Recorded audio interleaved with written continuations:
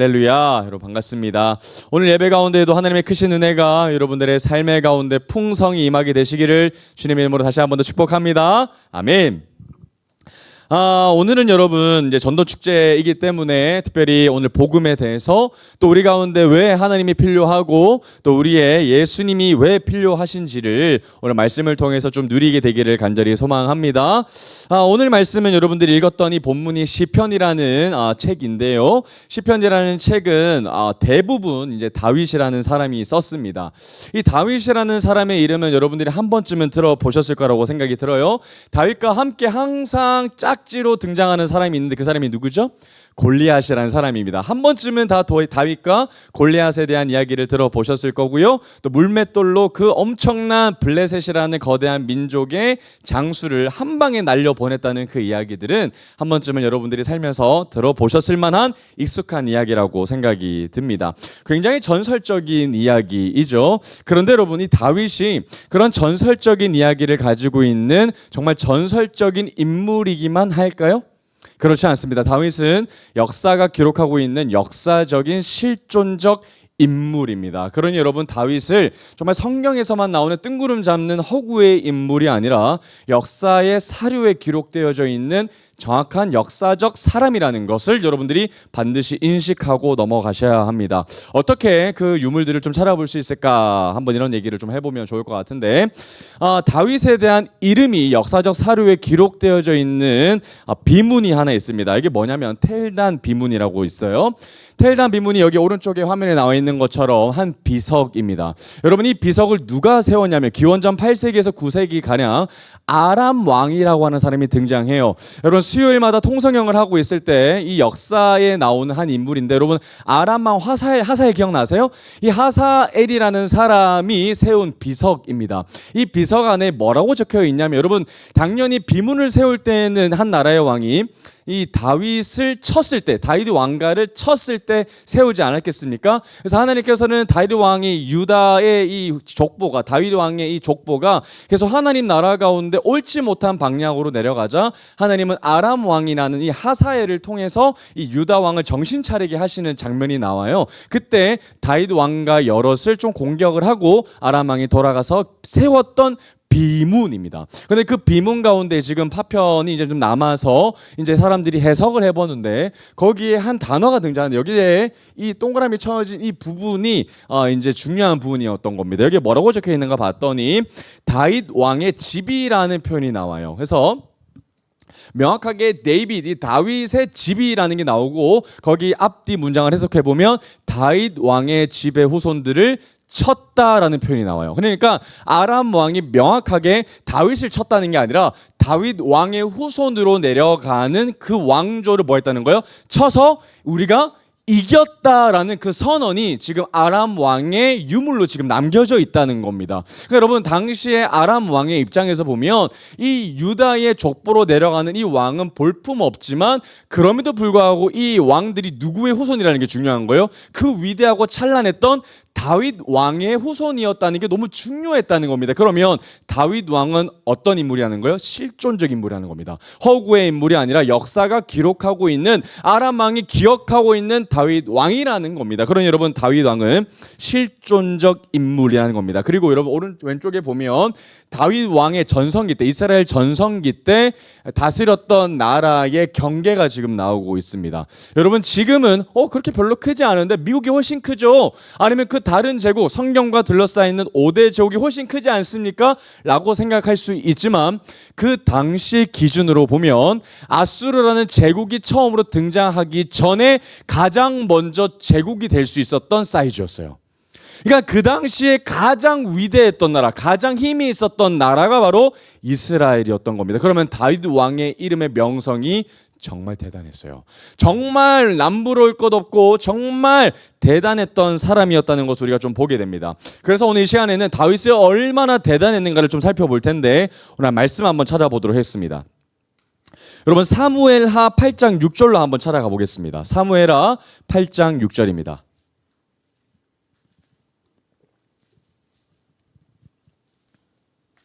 사무엘하 8장 6절 말씀입니다.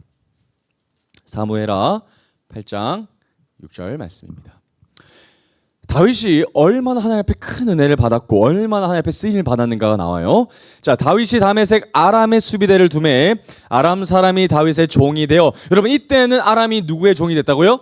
다윗 왕의 종이었어요. 그런데 나중에 승전가를 알렸을 때는 다윗이 오히려 다윗 왕가가 공격을 받게 되는 장면이 나오는 거죠. 자, 그때 달리 다윗이 엄청난 이제 강력한 국가였는데 이때를 보니까 아람이 뭐 했대요? 조공을 바쳤대요. 그러니까 지금 이 아람이라는 나라가 다윗 왕이 있었을 때에는 너무나도 약했다라는 거예요. 그래서 다윗 왕에 잘 보이고 싶어서 조공을 바쳤다라는 게 사대 관계에 있었다라는 거예요. 그런데 하반절이 너무 중요해요. 다윗이 어디로 가든지 여호와께서 뭐 했다는 거예요? 이기게 하셨다는 거예요. 여러분, 그러면 다윗이 걱정할 거 두려워할 거 있어요, 없어요? 하나도 없어요. 어디로 가든지 항상 하나님이 다윗과 함께 하시고 다윗을 능히 이기게 하시니 뭐가 걱정이 되겠습니까? 뭐가 다윗을 두렵게 할 수 있겠습니까? 하나님이 함께 하시는 한 다윗은 걱정이 없었던 거예요. 자, 한 번 더 찾아보겠습니다. 열왕기상으로 한번 찾아가 볼게요. 열왕기상 10장 26절 말씀입니다. 열왕기상 10장 26절 말씀입니다. 열왕기상 10장 26절 말씀입니다. 열왕기상 10장 26절 말씀입니다. 여러분, 여기서 보면 다윗이 얼마나 많은 군사력을 가지고 있는지에 대해서 나와 있어요. 열왕기상 10장 26절 말씀이에요. 한번 볼까요? 자, 솔로몬이 동그라미 쳐고 병거와 마병. 병거와 마병을 모았대요. 그죠? 자, 얼마나 많이 가지고 있었는가 봤더니 수가 나와요. 얼마나 가지고 있어요? 병거가 1400대. 그리고 마병이 12,000명을 가지고 있었다는 거예요. 여러분, 이게 지금 솔로몬이 만든 게 아니라 솔로몬이 지금 왕위를 이어받고 다윗 왕이 얼마나 지금 아버지가 군사력을 가지고 있었는가를 지금 정비하는 장면이거든요. 그러니까 다윗 왕이 얼마나 많은 이 군사력을 가지고 있는 것을 우리가 좀 보게 됩니다. 그러니까 걱정할 필요 있어요, 없어요? 없습니다. 엄청난, 지금의 말로 표현하면 탱크와 전투기를 이렇게 보유하고 있다라는 겁니다. 자, 그러니까 이런 식으로 계속해서 다윗이 얼마나 그 당시에 어마어마한 나라였는지, 이 당시에 고대 군동의 패권 국가였다는 것을 우리가 좀 보게 된다는 거예요. 자, 열왕기상 이번엔 4장으로 한번 가보겠습니다. 열왕기상 4장 21절.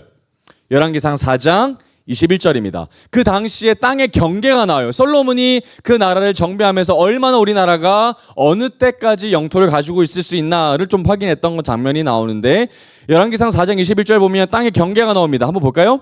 자, 솔로몬이 그 강에서부터 어디까지요?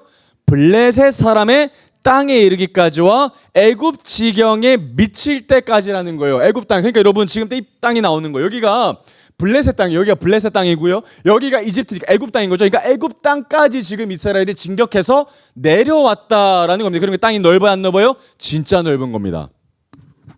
그러니까 여러분, 그러니까 다윗은 정말 걱정할 것 없고 엄청난 재산을 가지고 있었습니다. 여러분, 그리고 다윗이 얼마나 국가가 탄탄했는지에 대한 얘기가 또 나오는데, 우리 역대상 한번 찾아가 보겠습니다. 역대상 22장 14절 말씀이에요. 역대상 22장 14절. 역대상 22장 14절입니다. 여러분, 다윗이 누렸던 부와 명성은 우리가 생각했던 것보다 훨씬 그 이상입니다. 역대상 22장 14절 말씀 봅니다. 역대상 22장 14절. 자, 지금 이제 성전에 대한 이야기가 나오는데요. 자, 내가 환난 중에 여호와의 성전을 위하여 돈이 나옵니다. 금 10만 달란트, 은 100만 달란트, 그다음에 놋과 철을 그 무게를 달 수 없을 만큼 심히 많이 준비하였고, 또 제목과 돌을 준비하였으나 너는 더할 것이며 라고 얘기했어요. 그러니까 당시에 다윗의 꿈이었던 여호와의 성전을 지금 건축하는 장면이 나옵니다. 그런데 다윗이 지금 개인 돈으로 하는 건 아니죠. 그 당시에 국가 예산을 통해서 지금 여호와의 성전을 짓는 장면이 나와요. 제가 이 현재의 이 금 10만 달란트와 은 100만 달란트와 놋과 철을 한없이 갖다 놓고 하는 그 돈의 가치를 지금의 가치로 얼마로 환산될 수 있을까 너무 궁금했어요. 그래서 비교를 해봤는데 정확하게 이것을 환산할 수는 좀 어렵습니다. 그럼에도 불구하고 좀 환산해봤어요. 그런데 이게 최근에 금값이 폭등을 해서 지금 이 현재 폭등된 금값을 판단을 해서 따져보면 현재 예산으로 보면 한 400조에 이릅니다. 엄청난 돈이에요. 근데 여러분, 400조에 대한 엄청난 국가 예산을 어디에 쓴 거예요? 성전에 쓴 거예요. 그런데 여러분, 만약에 국가 1년 예산이 400조 되는데 거기에 다 몰빵하면 국가가 어떻게 돼요? 위험합니다. 그런데 그렇게 씀에도 불구하고 이 모든 병거와 전투기를 유지하는데 나고 쓰고도 뭐 했다는 거예요? 남았다는 거예요. 그러면 국가 1년 예산이 어마어마했다는 거예요. 정말 여러분, 상상 이상입니다. 이 나라가 얼마나 막강했고 얼마나 많은 돈을 가지고 있었는지 여러분 어마어마했어요. 그런데 여러분 놀라운 거 뭔지 아세요? 400조에 대한 어마어마한 예산을 지금 어디 썼다고요? 하나님의 집을 사용하는 데 썼다고요. 여러분, 다윗의 마음 가운데 어떤 마음이 있었을까요? 여러분, 돈도 있고요, 군사도 있었어요. 그럼 어떤 마음이 들까요? 더 나라를 확장하고 싶어요. 여러분, 충분히 할 수 있어요, 없어요? 있어요. 이 당시에 이집트를 순식간에 제압할 수 있었어요. 그런데 하지 않아요. 왜요? 그게 하나님의 뜻이 아니기 때문이에요. 하나님의 뜻은 뭐였습니까? 하나님의 성전 짓는 거였거든요.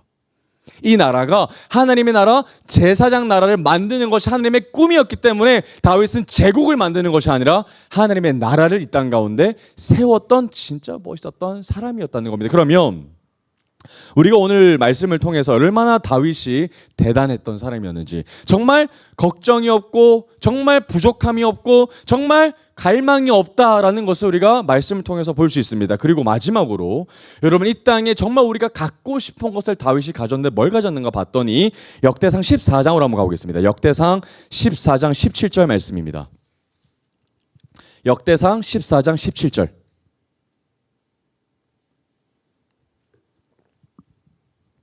역대상 14장 17절 말씀입니다. 자, 어떤 말씀이 나오죠? 다윗의 뭐가 가득해요? 명성 또는 명성. 여러분, 명성에 관심 없는 사람은 이 땅에 아무도 없어요. 다 출세하고 싶어요. 근데 명성이요, 이게 자기가 높이기려고 해서 높여진 게 아니라 하나님이 다윗을 사용하셨으니까 높여진 거거든요. 근데 다윗의 명성이 어떻게 됩니까? 온 세상에 퍼졌어요. 여러분, 정말 다윗의 이름이 대단했습니다. 왜냐하면요, 5대 제국을 여러분들이 아실 거예요. 아수르, 그다음에 뭐 바벨론, 뭐 페르시아, 헬라, 로마, 이런 엄청난 나라들이 있어요. 그런데 이 나라 가운데 여러분들이 알고 있는 이름이 누가 있습니까? 몇 명 없습니다. 헬라의 뭐 알렉산더 대왕, 로마의 율리우스 시저, 카이사르, 이런 사람들밖에 몰라요. 그런데 그런 이름조차 모르는 사람들이 많이 있지만 다윗은 압니다. 지금도 그래요. 다윗은 알아요. 여러분, 정말 우리가 갖고 싶은 모든 것들을 다윗은 뭐 했다는 거예요? 가졌다는 거. 돈도 가졌고요, 명예도 가졌고, 명성도 가졌고, 부도 가졌고, 아내도 가졌고, 그에게는 걱정할 것이 아무것도 없었다라는 겁니다. 여러분, 이렇게 좀 정리할 수 있을 것 같아요. 다윗은 다 가졌어요.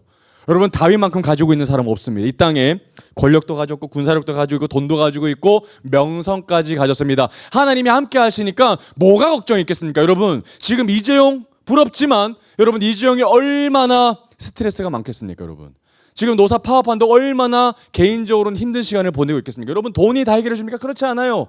연예인들이 걱정이 없을까요? 아닙니다. 건강이 다 있는 사람들이 걱정이 없을까요? 그렇지 않아요. 다 이 세상에 있는 사람들은 완벽하지 않기 때문에 걱정과 근심과 두려움에 사무쳐 살아갑니다. 그러나 다윗만큼은 정말 걱정이 없어 보여요. 다윗만큼은 불안할 것이 없어 보입니다. 그런데 여러분, 그렇게 부러울 것이 없어 보이고 만인의 부러움의 대상이 되는 다윗이 오늘 뭐라고 고백하는지 한번 볼까요? 시편 23편 1절 말씀 다시 봅니다. 자, 뭐라고 얘기해요? 여호와는 나의 목자시니 내게 부족함이 없다는 거예요. 이게 무슨 말일까? 여러분, 우리는 이 시편 23편이 너무 중요하고 유명한 말씀인데 이 말의 의미를 잘 모를 때가 많아요. 부족함이 없다라는 말을 지금 누가 한 거예요? 다윗이 한 거예요. 여러분, 이게 말이 설명이 안 됩니다. 여러분, 다윗은 다 가졌거든요. 이 세상에 모든 사람들이 가지고 싶어하는 것들을 다 가진 사람인데, 그런데 다윗이 지금 뭐 때문에 부족하지 않다라고 고백하는 거예요? 권력, 부, 명예가 아니라 뭐 때문에요? 하나님 때문에 내가 부족하지 않다라고 얘기하는 거예요. 여러분, 이게 오늘 성경에서 발견할 수 있는 가장 큰 세상의 역설입니다.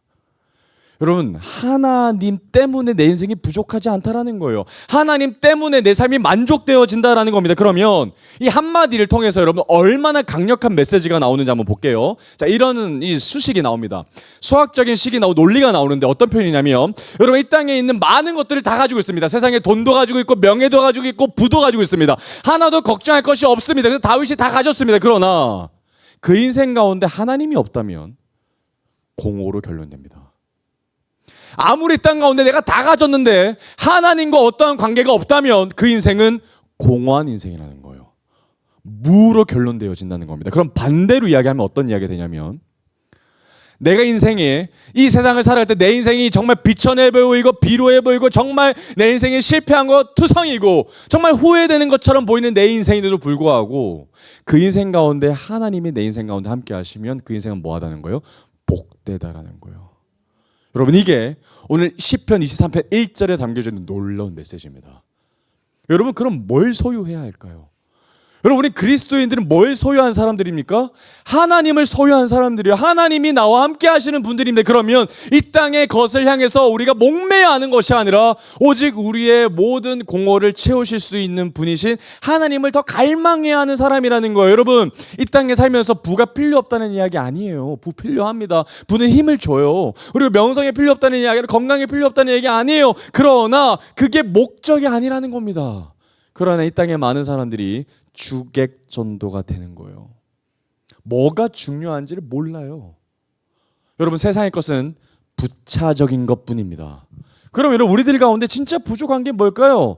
하나님이죠. 하나님이 내 인생 가운데 진짜 소망인데 자꾸만 우리는 하나님이 아닌 다른 세상의 것으로 갈망하고 그걸로 채우려고 끊임없이 노력하고 시도합니다. 여러분, 공허가 뭘까요? 공허는 다른 말로 표현하려면 하나님이 없는 상태가 공허입니다. 여러분, 허하다고 얘기하죠. 허한 표현, 마음의 감정을 얘기하는데 이게 사전적인 표현은 뭐라고 얘기하냐면 이렇게 표현합니다. 놀라운데요, 여러분. 공허란 내부 감정에서 소망을 잃어버리는 것이다라고 얘기합니다. 여러분, 이 국어사전에 나온 표현이에요. 성경이 얘기하는 게 아니라요, 내부 감정에서 소망을 잃어버리는 것을 공허라고 얘기합니다. 여러분, 이걸 압니다. 여러분, 소망이 뭐예요? 우리 가운데 하나님이죠. 그러니까 우리 안에서 하나님을 잃어버렸다라는 상태가 바로 어떤 상태라는 거예요? 공허라는 거예요. 그러면 하나님을 잃어버렸으면 뭘 채워야 되는 거예요? 세상의 것을 채우는 게 아니라 하나님을 채울 때 우리의 공허가 채워지는 것이지, 세상의 것을 채워서 이 공허가 채워지지 않는다라는 거예요. 그런데 우리 세상에 많은 사람들 보십시오. 끊임없이 내 마음을 달래기 위해서, 내 허기진 마음을 달래기 위해서 뭘 채웁니까? 세상의 것을 부어요. 계속 끊임없이 부어요. 채워집니까? 아니요, 안 채워져요. 죽을 때까지 안 채워집니다. 여러분, 왜 안 채워질까요? 이유가 있어요. 여러분, 정말 많은 돈을 채우면 걱정이 사라질까요? 공허가 사라질까요? 한 100억이면 공허가 사라질까 생각했는데 100억은 좀 작은 것 같아요. 건물 하나 사면 또 돈이 없는 것 같아요. 돈이 작은가 보다. 그러면 우리 가운데 100조가 생기면 공허가 사라질까요? 돈의 문제가 아니에요. 왜 그러는가 보십시오. 이게 너무 중요한 이야기인데, 여러분, 이 프랑스 철학자, 이 수학자이기도 하고 철학자라고 하는 사람이 파스칼이라는 사람이 있습니다. 파스칼이 썼던 유명한 책이 있죠. 방세라는 책이 있습니다. 그 방세라는 책에 보면 이런 말이 표현이 나와요. 인간의 마음속에 오직 신만이 채울 수 있는 공허가 있다. 절대적인 공허라는 거예요. 그러니까 모든 사람들은 마음이 뚫려 있어요. 근데 이게 모든 사람이 있다면 하나님이 주셨다라고 얘기할 수 있는 거예요. 그러니까 하나님이 인간을 디자인하실 때 모든 사람에게 공허를 주셨어요. 하나님이 아니면 채울 수 없는 공허의 자리를 채워주신 거예요. 그러니까 왜 그렇게 하셨을까? 하나님이 공허를 느껴야만 누가 필요하다는 사실을 아는 거예요. 내 인생 가운데 누가 필요하다? 하나님이 필요하구나. 내 인생 가운데 절대자가 필요하구나, 신이 필요하구나를 알게 된다는 거예요. 아무리 내가 세상의 것으로 채워봤는데 안 채워지더라는 겁니다. 그래서 하나님이 이 장치적 도구를 우리 가운데 허락하셨다는 거예요. 그러면 반드시 모든 사람들은 내 인생 가운데 아무리 채워도 채워지지 않는 허기를 느끼니, 그래서 내 인생 가운데 누가 필요하다? 내 인생 가운데 공허를 채울 수 있는 하나님이 필요하다, 신이 필요하다라는 것을 이제 발견해야 한다는 겁니다. 여러분, 하나님을 대해서 잘 이해가 없어도, 하나님을 잘 모른다고 해도 상관없습니다. 이 자리는 반드시 신의 자리여야 돼요. 세상의 것으로는 채울 수 없기 때문이죠. 여러분, 우리는 어떤 사람들입니까? 여러분, 저 역시요, 저조차 세상의 것으로 채워보려고 했던 사람이었어요. 그런데 철저히 실패했어요. 여러분 정말 실패했어요. 여러분 저는 제 인생 가운데 돈이 정말 중요했어가지고 정말 돈을 벌기 위해서 공부했습니다. 돈을 한번 잘 벌어보려고요. 그리고 명성도 한번 잘 누려보려고 그렇게 치열하게 공부했습니다. 그런데 아무리 공부해도 채워지지 않는 영역이 있었습니다. 저보다 더 똑똑한 사람들은 늘 많았고, 그리고 아무리 공부해도 채워지지 않는 그런 공허가 있었습니다. 명성도 마찬가지죠. 아무리 제 이름을 드러내려고 해도 노력해도 채워지지 않는 게 있었습니다. 그래서 여러분 제가 어디까지 갔냐면 명성을 누리고자, 세상 사람들이 저를 알아보고자 연예인도 되고 싶었어요. 저 배우가 되고 싶었어요. 목소리 하나 믿고 배우가 되고 싶었어요. 얼굴은 잘 모르겠고. 그래서 정말 연예인이 되고 싶었습니다. 왜 웃죠? 정말 여러분 연예인이 되고 싶어요. 왜요? 명성 채우고 싶었어요. 정말 근원적으로 제 갈증을 채우고 싶었어요. 그런데 철저히 실패했어요. 근데 여러분 더 놀라운 건 실패했어요. 그런데 어느새 또 찾고 있더라고요. 여러분 이게 무서운 거예요. 여러분 이게 내 인생을 채우지 못할 거라는 걸 알아요. 아는데도 어느샌가 돌아보면 또 세상에 나가서 또 헤매이고 있어요. 이것도 뒤적거리고 저것도 뒤적거리고 그러면서 또 채우려고 하고 있어요. 왜죠?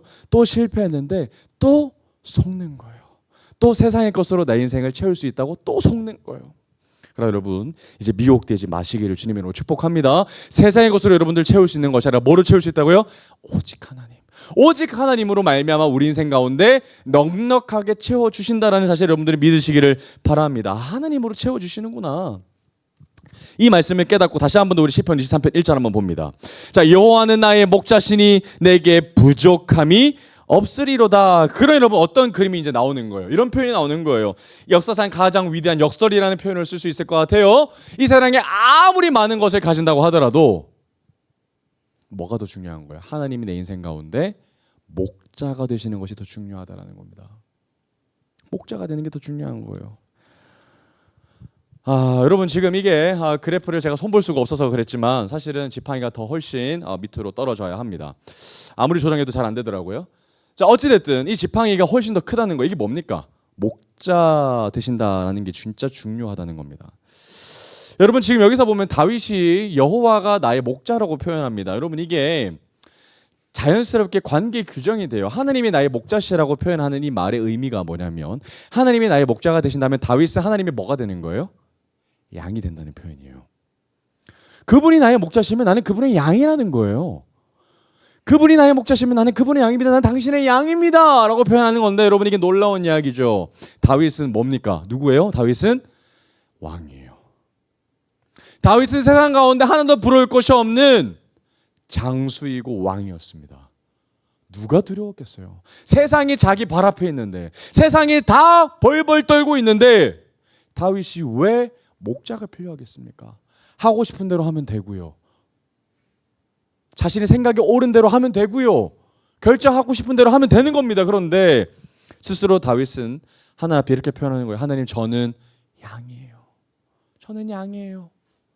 당신이 나의 목자십니다 라고 이렇게 표현하는 겁니다. 그러면 다윗이 뭘 바라고 있냐면 하나님 나에게 목자가 되주십시오. 그리고 내 길을 인도해 주십시오 라는 표현이 여기 담겨져 있는 거예요. 여러분 목자는 어떤 사람입니까? 목자가 뭐죠? 양을 돌보는 사람이 양치기죠. 양치기. 양을 치는 사람입니다.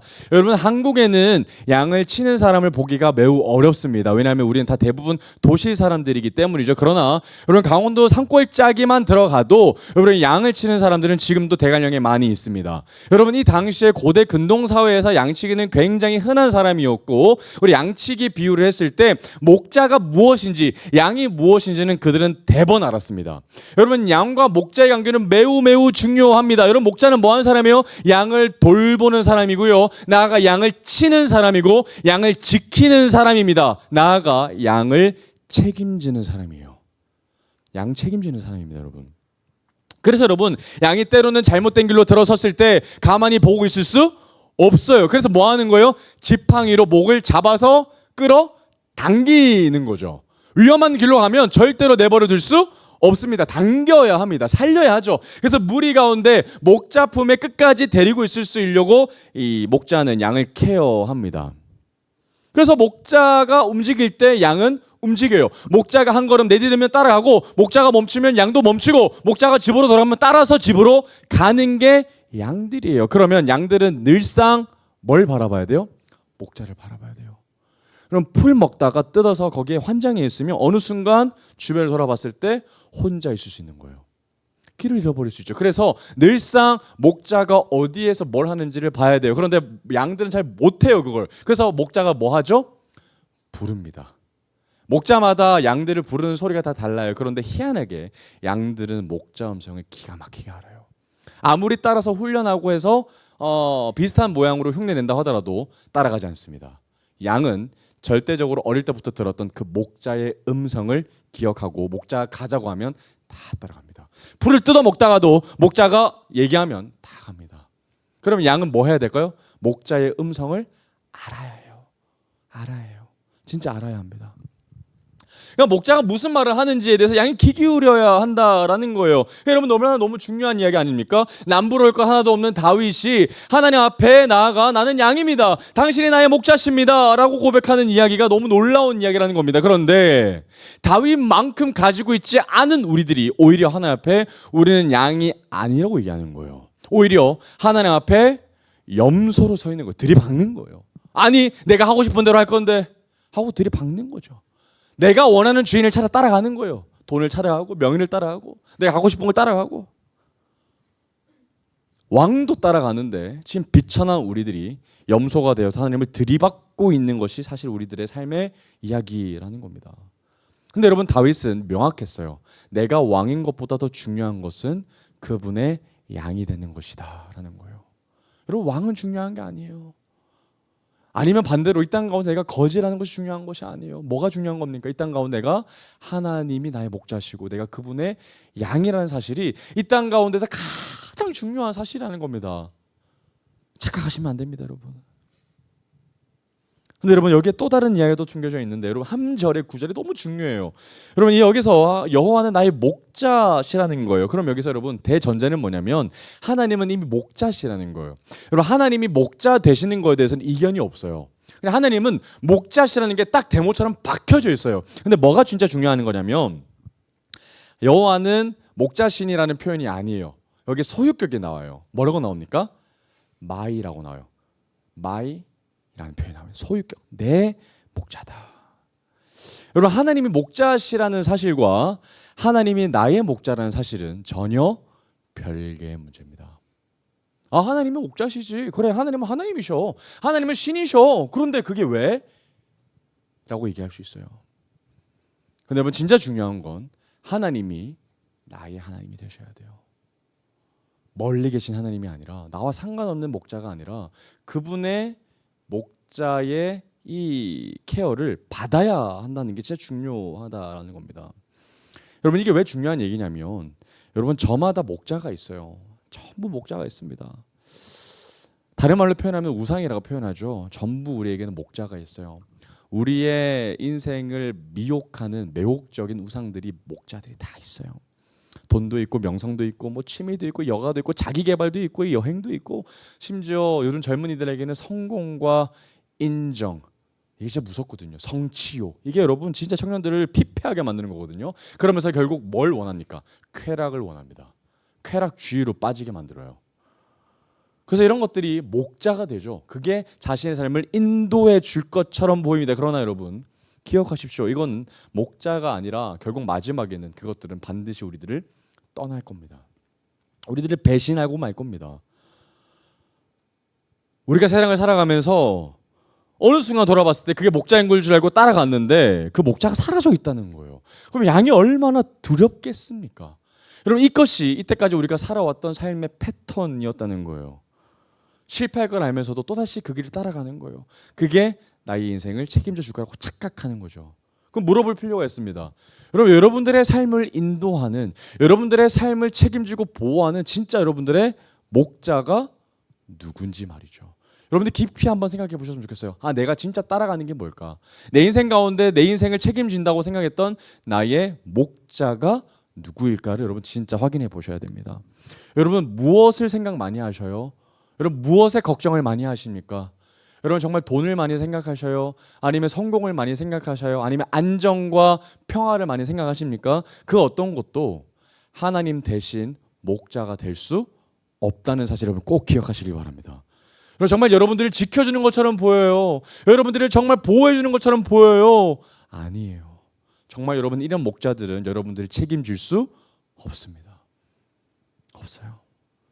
그럼 여러분 이런 목자들을 막 쫓아갔다가 결국 풀 뜯어 먹는데 이제 뒤를 돌아왔더니 내가 어디에 빠졌다는 사실을 발견해요. 혼자 됐다는 사실을 발견합니다. 여러분 그때 양이 느끼는 감정이 어떤 감정일까요? 얼마나 두렵겠어요. 여러분 방황하는 양이야말로 인생의 가장 비참함입니다. 여러분 내 인생이 갈피를 못 잡을 때, 내 인생이 공허할 때 얼마나 두렵겠어요. 어디로 길을 갈지 모를 때. 그래서 이런 그림이 너무 적절한 것 같아요. 양이요 처음부터 미로에 빠진 게 아니죠. 가다 보니까 갇힌 거예요. 가다 보니까 어디로 가야 되지? 내 인생 길 어디로 가야 되지? 내 인생 어디 비전이 뭐지? 내 인생 어디 의미가 뭐지? 이렇게 그냥 살다가 끝나는 게 인생인가? 이렇게 허무한 인생인가? 라고 결론 짓는다는 겁니다. 누구를 따라갔더니 이 세상의 것을 쫓아갔더니. 인생의 결론이 이겁니다. 여러분 진짜 죽기 직전에 여러분 삶을 한번 고민해 봅니다. 이런 생각 안 한 사람은 없어요. 자신의 삶을 다 돌이켜 봅니다. 파노라마 지나가지 다 지쳐가요. 내 인생을 어떻게 살았는가. 근데 여러분 마지막에 내가 돈을 조금 더 못 벌었어라고 속상해하는 사람 없어요. 돈을 더 가졌어야 했었는데, 여행을 조금 더 다녔어야 했었는데, 뭐 이런 이야기 하면서 죽는 사람 없습니다. 더 본질적인 것을 찾다가 죽어요. 이게 진짜 단가. 이게 인생이 단가. 그래서 여러분 이 인생에 오래 살면서 많은 사람들이 정리했던 고사성어가 뭐예요? 허망하다는 거. 허망하다. 인생 무상이라는 거예요. 허망하다. 허망하다. 왜 그런 얘기를 하는 겁니까? 하나님이 아닌 다른 곳으로 끊임없이 채워봤는데 안 채워지더라는 거예요. 끊임없이 채워봤는데 안 채워지더라는 겁니다. 그래서 뭘 찾아야 되는 거예요? 여기 안에 채워줄 수 있는 하나님을 찾아야 한다는 거예요. 그럼 우리 가운데 뭐가 필요할까요? 목자가 필요한 겁니다, 여러분. 우리는 다 양 같아서 다 제 길로 가는 거예요. 이사야가 말씀했던 것처럼 다 제 길로 가요. 이 길도 하고 저 길도 하고 이게 옳다 저게 옳다 하면서 얘기하는 거예요. 그런데 그리스도인들조차 그 이야기에 방황하죠. 이거 해야 된다, 저거 해야 된다, 이거 해야 된다, 안 하면 안 된다. 다 따라가는 거예요. 그런데 여러분 진짜 중요한 건 내 인생 가운데 목자가 필요하다는 겁니다. 여러분 목자가 있는 인생과 목자가 없는 인생은 정말 엄청난 대조가 일어나는 거예요. 저렇게 방황하는 인생을 살 것인가, 내가 내 인생 길을 개척해 나갈 것인가, 아니면 하나님의 길을 따라갈 것인가를 여러분 생각해야 한다는 겁니다. 여러분 우리는 분명하게 목자를 필요로 하는 사람이에요. 여러분 목자가 없이는 우리는 하루조차 살아갈 수 없는 무능력한 사람이라는 거예요. 여러분 길을 아십니까? 어디로 가야 될지 아셔요? 저는 모르겠던데요. 어떤 것이 인생의 의미가 있는지 저는 모르겠던데요. 세상에는 정말 우리는 무지한 존재이고 무력한 존재이고 껍데기 그 자체예요. 그런데 그런 실패한 우리 인생 가운데 하나님이 우리 인생 가운데 찾아서 보호자가 되어주시겠다고 하시는 거예요. 목자가 되어주시겠다고 하시는 거예요. 그럼 여러분 얼마나 그 인생이 복된 인생입니까? 얼마나 복된 인생이에요.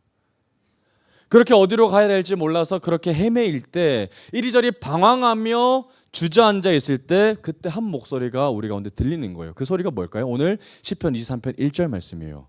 여호와는 나의 목자시니 내게 부족함이 없으리로다. 이런 고백이 나오는 거예요. 여러분 진짜 젊을 때, 청년 때 예수님을 만나야 되는 이유가 바로 여기 있습니다. 여러분 대부분의 많은 사람들이 동일한 그림을 보고서도 내 인생에 내가 힘이 있어요. 젊을 때는 힘이 있죠. 그래서 이 길도 가보고 저 길도 막 가봅니다. 막 부딪혀보고 내 인생의 개척을 막 해보려고 합니다. 그런데 그렇게 인생을 막 허비하다가 결국 양이 뭐 할까요? 지치고 늙습니다. 주저앉아요. 그때서 소망이 없다는 걸 발견해요. 소망이 없구나. 그때서야 누구를 찾게 될까요? 절대적인 신을 찾아요. 근데 여러분 그때서 너무 아까워요. 너무 안타깝습니다. 여러분 젊을 때 목자를 따라가는 인생이면 얼마나 놀라운 변화가 나타날까요? 그런데 다 끝나고 죽기 직전 하나님 만나면 그것도 물론 복되지만 얼마나 그 인생이 아깝겠습니까? 그럼 여러분 하루라도 시간이 있을 때 하나님을 만나서 그 목자 되신 그 인생을 따라가고 삶의 의미를 발견하는 것이 얼마나 복된 것인지 여러분들이 깨달아 알게 되시기를 주님의 이름으로 축복합니다. 아멘. 그리고 여러분 더 놀라운 소식은 이 상황 가운데 있을 때 또 한 소리가 우리 가운데 들렸다라는 거예요. 이렇게 방황하고 있을 때 삶의 의미가 도대체 뭘지? 내가 이렇게 살아가는 것이 의미가 있는 건가? 내가 이 가장의 책임으로 살아가는 게 너무 힘들어 지쳐. 난 언제까지 가장으로서 책임질 수 있을까? 라는 생각을 할 때 한 목소리가 들리는데 그 목소리가 누구냐면 바로 우리의 목자장 되시는 예수 그리스도의 음성이에요. 여러분 말씀 한번 살아가보겠습니다. 요한복음 10장 11절 말씀입니다. 요한복음 10장 11절 말씀입니다.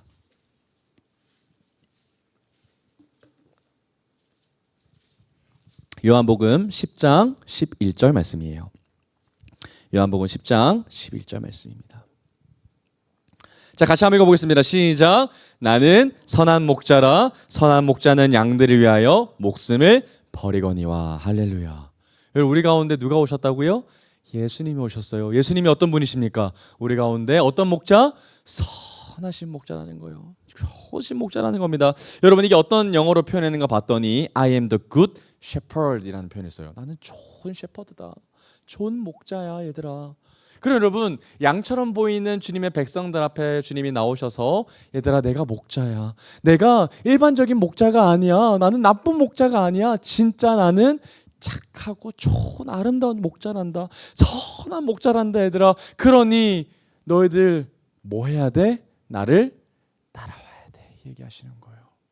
너희들은 나의 양이야. 염소들이 아니야 얘들아. 막 그런데도 양이 막 치고 박죠. 무슨 소리야? 내가 주인이야 하면서 막 들이박는데도 그 주인은 도망가지 않습니다. 그냥 박혀요. 그러면서도 끝까지 야 너는 염소가 아니야. 염소가 아니야. 너는 양이야. 양이야. 괜찮아 하시면서 끝까지 우리들을 기다려주고 계신다는 거예요. 끝까지 우리들에게 목자가 되어준다는 거예요. 여러분 세상에 있는 목자들은요 한번 들이박으면 도축합니다. 누가 끝까지 받아줘요? 없어요 그런 사람. 그러나 좋은 목자 되시는 예수 그리스도는 우리가 들이박을 때에도 하나님을 떠날 때에도 하나님 앞에 등을 칼로 찍을 때에도 하나님 그렇게 배신할 때도 하나님이 없다고 얘기할 때에도 그저 그 자리에 계신다는 거예요. 왜죠? 그분은 일반적인 목자가 아니라 어떤 목자라고요? 선한 목자라시는 거예요. 어쩌면 진짜 바보 같은 목자시라는 거예요. 우리 가운데에서 그런 사랑을 주셨다는 분이 바로 요한복음 10장 11절에 나오는 선한 목자라는 거예요. 할렐루야. 우리가 믿는 분이 바로 이 좋으신 분 예수 그리스도십니다. 여러분 12절 13절 한번 볼게요. 자, 어떤 표현을 쓰셨는가? 자, 삭구는 목자가 아니요 양도 제 양이 아니라 이리가 오는 것을 보면 양을 버리고 달아나나니 이리가 양을 몰아가고 또 해치느니라.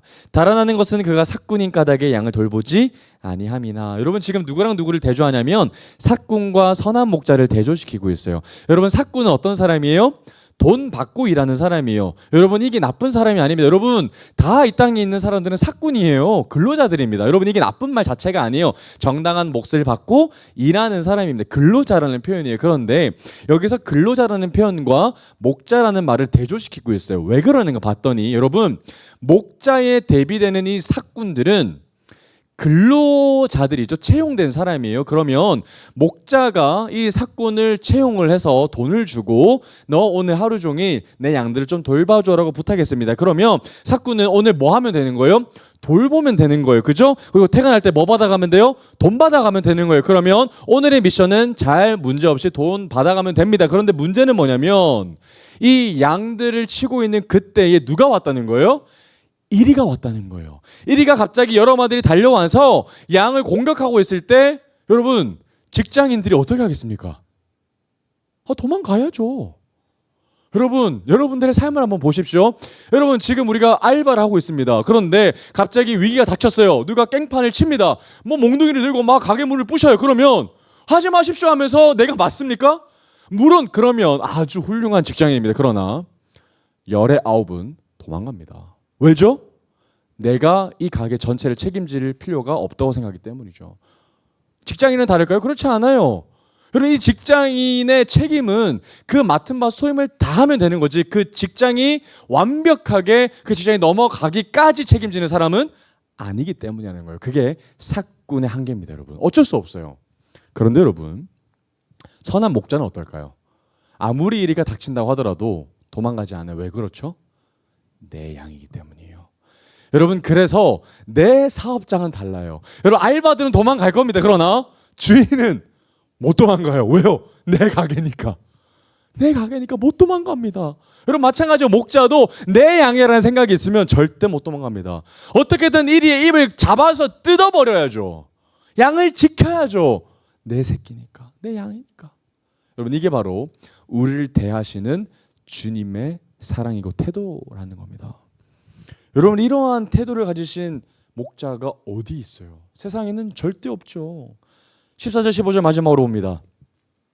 나는 선한 목자라. 나는 내 양을 알고 양도 나를 아는 것이 아버지께서 나를 아시고 내 아버지를 아는 것 같으니 나는 양을 위하여 뭘 버린다고요? 목숨을 버리시기까지 양을 지켜주신다는 거예요. 당신을 위해서, 나를 위해서 그분은 자신의 목숨을 버리시는 것까지 오신다는 거. 그런데 여러분, 이거는 말로만 하시지 않으셨어요. 진짜 목숨을 버리셨어요. 여러분, 진짜입니다.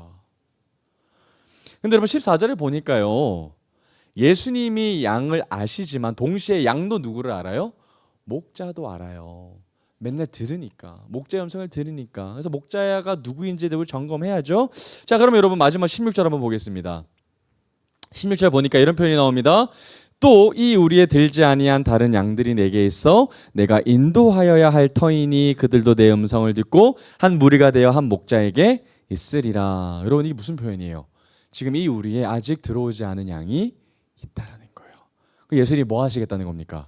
찾아가셔서 그 양을 찾으시고 어디에 넣으시겠다는 거예요? 자신의 우리에 넣으시겠다는 거예요. 여러분, 우리도 다 그렇게 들어왔습니다. 다 그렇게 들어왔어요. 유대 민족이 처음에 들어와 있었고, 그리고 하늘 예수님이 이방 민족으로 나가셔서 이방 민족들을 들어오게 하셨죠. 우리도 그렇게 들어왔어요. 그러면 우리의 목도 뭘까요? 또 다른 사람들을, 하나님의 어린 양을 또 찾아서 그 우리 가운데 넣어야 하는 일들이 누구의 역할일까요? 하나님의 역할이자 또 우리에 맡겨진 사명이 된다라는 겁니다. 사랑하는 여러분, 이제 말씀 좀 정리하겠습니다. 여러분들이 따르고 있는 목자가 누구입니까? 그리고 그 목자가 정말 삭군입니까? 아니면 선하신 목자입니까? 여러분, 저는 분명하게 여러분들에게 말씀드립니다. 목자가 없으면 정말 인생이 힘듭니다. 절대자가 없고 보호자가 없는 인생은 불안하기 짝이 없습니다. 정말 힘들어요. 정말 비참하고 정말 갈피를 못 잡습니다. 그러나 우리 가운데 선하신 목자가 있으면 그 인생은 충만해질 줄 믿습니다. 저는 여러분들에게 그 좋으신 목자님을 여러분들에게 소개해드리고 싶어요. 여러분, 제가 어제 집회 가면서 이런 말씀을 한 목사님에게 들은 이야기가 너무 가슴에 남았습니다. 한 청년이 암에 걸려서 죽기 직전에 목사님과 함께 상담받으면서 기도해 주시는데 목사님이 청년에게 이런 말씀을 하셨더라고요. 사랑하는 땡땡땡아, 하나님이 없었으면, 예수님이 없었으면 어쩔 뻔했어. 여러분, 우린 고통에 대해서 우리가 다 의미를 이해할 수는 없지만 그럼에도 불구하고 정말 내 인생이 이렇게 연약해 보이고 실패한 것처럼 보이는데도 불구하고 그럼에도 우리 가운데 소망이 있는 이유는 뭐 때문이라는 거예요?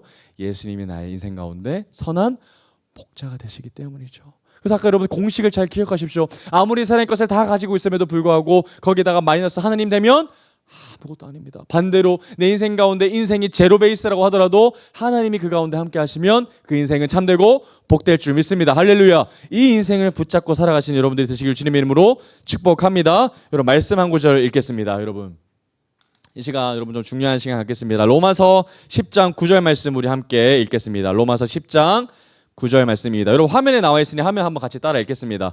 로마서 10장 9절, 좀 작기는 하지만 여러분들이 작으신 분들은 좀 찾으셔서 한번 보겠습니다. 로마서 10장 9절 말씀입니다. 로마서 10장 9절 말씀입니다. 우리 한 목소리로 같이 로마서 10장 9절 같이 읽겠습니다. 시작.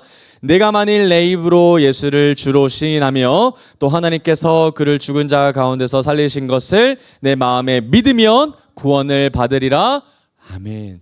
여러분, 우리가 했던 고백이었다고 해서 안 하는 게 아닙니다. 우리는 끊임없이 주님을 입으로 시인하고 고백하고 마음으로 계속해서 믿어야 합니다. 할렐루야. 우리는 평생 해야 돼요. 끊임없이 우리 하나님 앞에 믿음을 고백해야 합니다. 여러분, 기억하십시오. 여러분, 다윗은 여호와는 목자신이라고 얘기하지 않았어요. 그 다윗이, 정말 세상에 부러울 것 없는 다윗이 아주 개인적으로 하나님 앞에 고백했다는 거예요. 일기장 쓰듯이 여호와는 나의 목자십니다. 여러분들의 인생의 서사도 여러분들의 하나님이 나의 하나님이라고 고백할 수 있는 시간이 되시기를 주님을 축복합니다. 목자는 멀리 계시지 않고 나의 목자십니다. 여러분, 이게 너무 중요한 단어예요. 그래서 한 단어도 버릴 것이 없어요. 다 중요한 거예요. 여호와는 나의 목자시니 내게 부족함이 없다. 여러분, 이 모든 단어가 여러분들의 삶의 가운데 힘이 있게 되시기를 주님의 이름으로 축복합니다. 여러분, 앞에 나와 있는 화면들을 여러분들이 고백문입니다. 여러분, 정말 결심문이라고 얘기하는데, 우리 시간 가운데 화면을 보고 같이 우리 한 목소리로 크게 좀 읽어보도록 하겠습니다. 우리 화면에 나와 있는 우리 결심문, 우리 같이 크게 읽도록 합니다. 시작. 주 예수님, 저는 죄인입니다. 저를 위해 십자가에서 죽으시고 부활하신 예수님을 믿습니다. 오늘 예수님을 저의 구주와 주님으로 영접합니다. 제 인생의 참된 목자가 되어 주십시오. 저를 용서하시고 하나님의 자녀로 삼아 주옵소서. 예수님의 이름으로 기도드립니다. 아멘. 아멘.